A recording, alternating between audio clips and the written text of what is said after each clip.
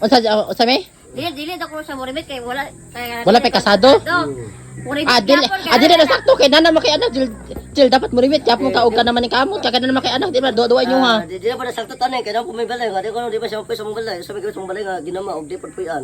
Bitaw madaot yung balay dira Jill og kanang di ni boy Angel makuan. Bakit ang di ko ganahan mga warta kay dili buo among pamilya way gamit akong balay nga gigama og dili puyan. Usay gamit sa balay nga gitukod og dili puyan. Dapat si Anaros patabagan na mo nga kanang kabalo na siya mobantay sa kanang anak niya kay ang kanang pagtabang ni ilola ninyo kanang kabana ba siya mo bantay ang kabana siya mga girikanan ako-akoon gusto na nga sila ra kay ako para hero bahala sila Dili kuha pa og experience si Rose ay si Ana Rosa about baby good. Wala need pa ba Ana Rosa daya mga side kay ikaw wala mo experience ba ya.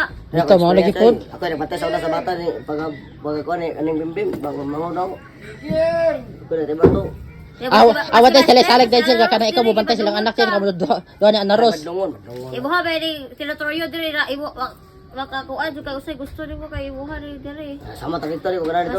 Pero ang problema lang lagi Jill lagi sila masalig lagi Jill nga kanang kuan ang bata ka mo mobantay.